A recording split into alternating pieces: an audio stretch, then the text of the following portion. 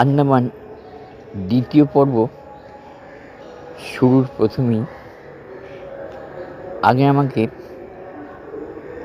আগে যে ঘটনা ঘটেছে সেগুলোকে একটু মনে করিয়ে দেওয়া দরকার।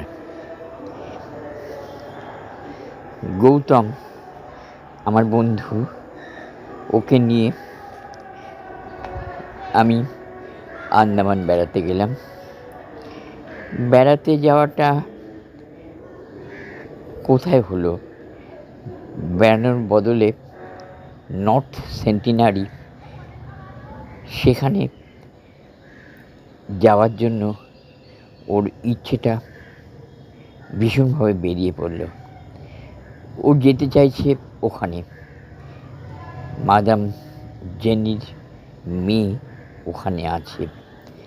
সেই জেনিকে দেখার জন্য ও আমাকে জোর করে ব্যবস্থা করতে বলল। আমার বন্ধু সিং, যে মিলিটারি সিকিউরিটিতে আছে, তাকে ধরে কোনো রকমে আমি স্টিমারে করে ওখানে নিয়ে গেলাম। ওখানে তো যাওয়া যায় না, মাঝ সমুদ্রে থেকে ওই সেন্টিনারি দ্বীপটা দেখাবার চেষ্টা করলাম। সেখানে ওরা ভেবেছিল ওদের খাবার বা কোনো কিছু এসছে কিনা।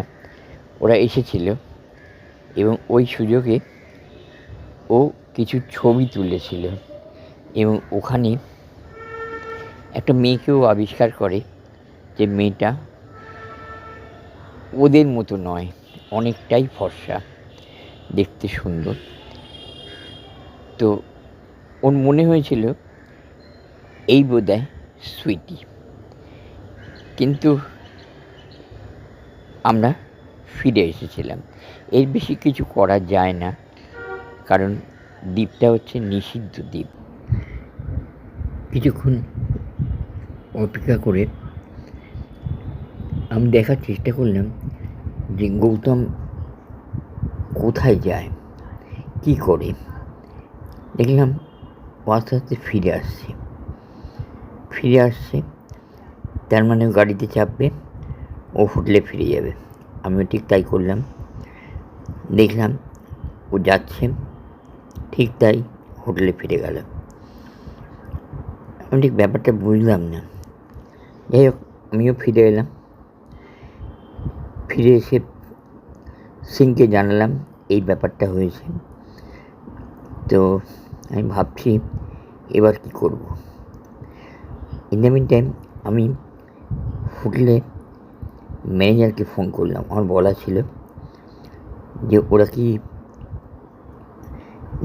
করছে, মানে ওর সঙ্গে আর কেউ আছে কি না, গৌতম একা আছে। এর ডিটেলটা ওর কাছ থেকে নিলাম। বলা আছে যে পুলিশ পারমিশন আছে, আমাকে বলবেন সব কথাটা। তো আমাকে বললো ও লাঞ্চ করবে, লাঞ্চের পর বেরোবে। ঠিক আছে, লাঞ্চের পর বেরোবে, ভালো কথা। আমি অপেক্ষা করলাম। লাঞ্চের পর গাড়ি নিয়ে বেরিয়ে গেলাম। আমিও যাচ্ছি পেছন। সিংকে বলা আছে আমার। এবার দেখলাম ও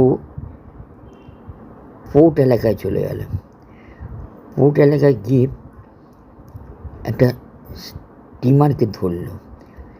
স্টিমারে চলে এলো। স্টিমারে করে ও যেতে আরম্ভ করলো। কোথায় যাচ্ছে? এবার আমি কি করব? আমার কাছে তো কোনো স্টিমার নেই সেই অর্থে। আর আমি কি বলবো, কাকে বলবো? তো স্টিমারটা ছেড়ে দিল। স্টিমারটা ছাড়ার পর আমি ওখানকার কিছু লোককে জিজ্ঞাসা করলাম যে স্টিমারটা কোথায় যাচ্ছে। বলে কোথায় যাচ্ছে সেটা তো বলতে পারবো না। তো আপনি যদি বলেন, আপনাকে আমরা ঘুরিয়ে নিয়ে আসতে পারি, কিন্তু কিছু জায়গা যাওয়ার ক্ষেত্রে পারমিশন লাগে। আর দূর থেকে আপনাকে কিছু জায়গা দেখাতে পারি, কিন্তু ছবি তোলা যাবে না।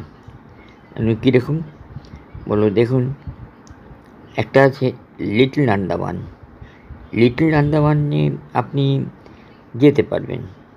হ্যাঁ, তারপরেই আছে কার নিকোবর। নিকোবরের শুরুতে একটা কার নিকোবর আছে, সেখানে উইদাউট পারমিশনে যাওয়া যায় না। তারপর হচ্ছে কামোর্তো আইল্যান্ড। কামোর্তো আইল্যান্ড, সেখানে উইদাউট পারমিশনে যাওয়াই যায় না, পারমিশন পাওয়া খুব শক্ত। যদি রিসার্চের কাজ করেন তাহলে সেখানে আপনি যেতে পারেন। তারপর হচ্ছে কাচেল আইল্যান্ড। কাচেল আইল্যান্ড সেটা আছে, সেখানে যাওয়াটা খুব রিস্ক, কারণ সেখানে পারমিশনও দেয় না, লোকে যাওয়ার চেষ্টাও করে না, কারণ খুব সামান্য কিছু লোক, লোকগুলো সঙ্গে ভালো রকম রিলেশান হয়নি, এই এই এই ব্যাপার। তো বললো আচ্ছা একটা কাজ করুন, আপনাকে আমি বলছি ওই যে স্টিমারটা যাচ্ছে যদি একটু ফলো করা যায়। বলে ফলো একটুখানি করতে পারবো, কিন্তু বেশি করতে পারবো না। ইন দ্য টাইম আমি সিংকে ফোন করলাম যে দেখো এরকম একটা অসুবিধে পড়ে গেছি, আমি তো একটা সাধারণ লোক, আমি কি করে সব জায়গায় যেতে পারবো, ফলো করতে পারবো। তো সিং ওখান থেকে আমাকে বললো তুমি চিন্তা করো না, তুমি যাওয়া আরম্ভ করো, আমি এখান থেকে পাঠিয়ে দিচ্ছি। মিনিট 10 হলো, আমি দেখতে পাচ্ছি গৌতমের স্টিমারটা বেশ অনেক দূর এগিয়ে গেছে। একটা মোটামুটি দ্বীপ, আমি তো দ্বীপগুলোর নাম জানি না। তো ইন দ্য মিন টাইমে দেখতে পাচ্ছি আর একটা স্টিমার আসছে এবং আমার কাছাকাছি চলে এলো। আসার পর আমাকে বলছে ওখান থেকে যে আমাকে মিস্টার সিং পাঠিয়েছে, আপনি বরঞ্চ এইটাতে উঠে আসুন, আমাদেরটাতে। এখানে সিকিউরিটি আছে, মিলিটারি লোক আছে টোটাল, আপনার কোনো অসুবিধা হবে না। তো আমি ওদের গাড়িতে করে, ওদের স্টিমারে করে আমি যেতে আরম্ভ করলাম। বেশ অনেকটা যাচ্ছি, আমি ওদের জিজ্ঞাসা করছি, ওরা বলছে দেখুন আমি তো আপনাকে কিছু বলতে পারবো না, আমাদের তো বলার অর্ডার নেই। হ্যাঁ, শুধু এইটুকু আপনাকে বলছি, আমরা কার নিকোবর দ্বীপের দিকে যাচ্ছি, মানে আমাদের ওই যে স্টিমারটা দেখাচ্ছেন ওটা কার নিকোবরের দিকে যাচ্ছে, ওইটা হচ্ছে নিকোবরের এন্ট্রি পয়েন্ট। হ্যাঁ, তো আপনাকে ওখানে আমরা নামাতে পারবো, কারণ আমাদের পারমিশনটা আছে, কিন্তু ও যে যাচ্ছে ওর পারমিশন আছে কিনা আমি জানি না। ঠিক আছে, যাওয়া যাক, দেখা যাক। দেখলাম গৌতমের স্টিমারটা ওইখানে গিয়ে লাগলো, আমাদের স্টিমারটা না নামিয়ে একটু দূরে ঘোরাতে আরম্ভ করলো। দেখলাম গৌতম নেমে গেল, সঙ্গে আরও 2টো লোক নামলো, নেমে ওরা ভেতরে ঢুকে গেল। আমি তখন বললাম সিংকে, আবার ফোন করলাম যে দেখ এই ব্যাপার, আমি তো ওইখানে ধর তোদের স্টিমারে করে আমি গেলাম, আমি নেবে কি করব, আমার তো কতটুকু হাত পা বাঁধা। তখন ও বললো আর কিচ্ছু করতে হবে না, তুই ফিরে আয়, এবার আমাদের লোক যাবে, যা করা করবে। আমি ওখান থেকে ফিরে চলে এলাম আমি আমার হোটেলে। ভাবছি কি হবে, কি করছে, আমি তো কিছু বুঝতে পারছি না। সন্ধেবেলা নাগাদ সিংয়ের ফোন এলো।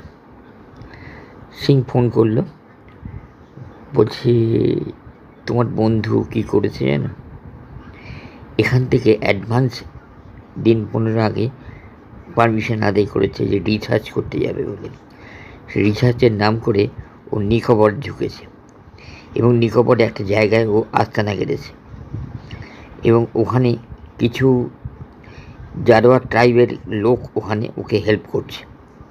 ব্যাপারটা আমি ঠিক বুঝতে পারছি না, কিন্তু আমরা আজকে সন্ধেবেলার মধ্যে ওকে তুলে নিয়ে আসবো, এসে টোটাল আমরা ওকে জিজ্ঞাসাবাদ করবো কী রিসার্চ, কী করছে না করছে।